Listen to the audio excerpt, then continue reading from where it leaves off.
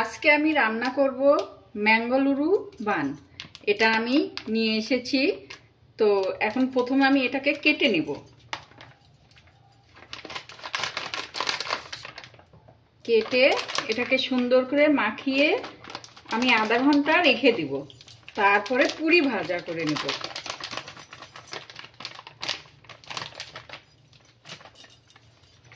এর মধ্যে কিচ্ছু দিতে হবে না, শুধু জল দিয়ে মাখিয়ে নিব।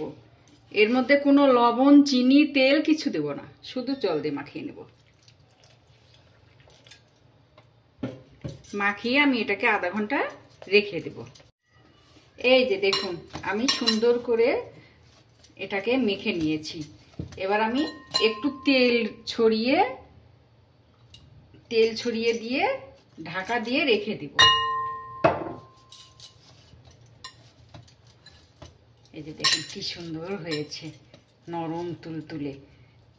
এটাকে আমি 10 মিনিট ঢেকে রাখবো। এদিকে আমি চাটনিটা বানিয়ে নিব, ধনেপাতার চাটনি। এই যে প্রথমে আমি ধনেপাতাটা দিয়ে দিচ্ছি,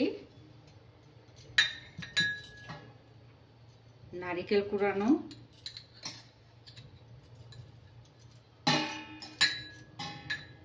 আর এখানে একটু তেঁতুল নিয়েছি আর কাঁচা লঙ্কা নিয়েছি। এর মধ্যে আমি 1 চামচ লবণ দেব, 1 চামচ লবণ, একটু জল দিয়ে দেব। এখন আমি চাটনিটা বানিয়ে নেব। এই যে দেখুন, আমি চাটনিটা মিক্সারে মিক্সড করে নিয়েছি। এখন আমি তড়কা লাগাবো। তড়কার জন্য একটা তড়কা প্যান উঠিয়ে দিলাম। এখন এখানে একটু তেল দিয়ে দেব, একটু তেল,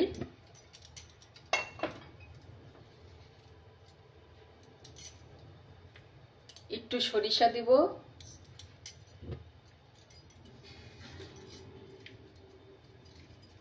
একটু কারি পাতা দিয়ে দিব,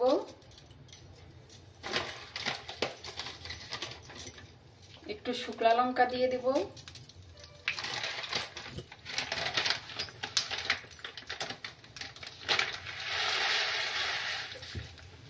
একটু বিউলির ডাল দিলাম,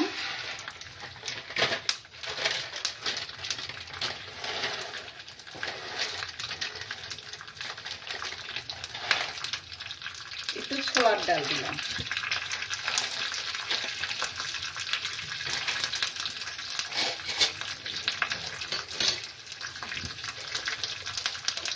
সব শেষে আমি একটু হিং দিব,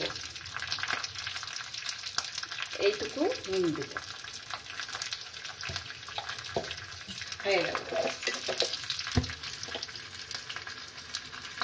আমি এখন এই তড়কাটা চাটনির মধ্যে দিয়ে দেব। তাহলে আমার ধনেপাতার চাটনি রেডি।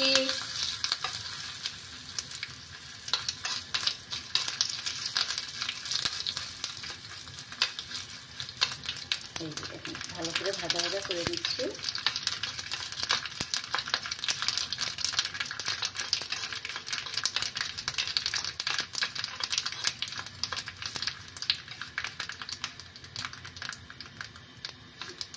আমার হয়ে গেল এটা। এখন আমি চাটনির মধ্যে এটা দিয়ে দেব। এই যে দেখুন, ময়দাটা আমার সুন্দর নরম হয়ে ফুলে গেছে। এখন আমি এটাকে ছোট ছোট করে লিচি করে বানিয়ে নেব। এটা কিন্তু একটু মোটা মোটা করেই বানাতে হবে।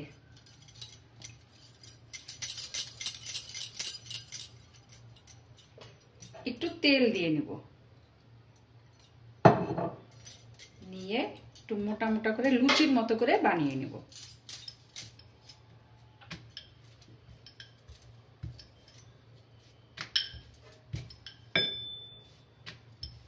এই যে একটু মোটাই থাকবে। হয়ে গেল। আমি এখন তেল উঠিয়ে দেব। এই যে দেখুন, আমি ভেজে নেওয়ার জন্য তেলটা উঠিয়ে দিয়েছি। এখন আমি একটা একটা করে ভেজে নেব।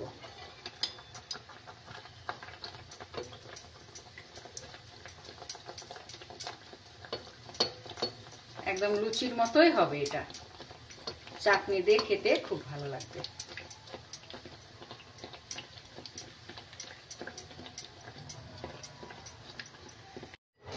এই যে দেখুন আমি ফোলা ফোলা করে ভেজে নিচ্ছি। এই যে দেখুন আমার হয়ে গেছে, কি সুন্দর ফুলে উঠেছে। আমি এখন একটা একটা করে উঠিয়ে নেব।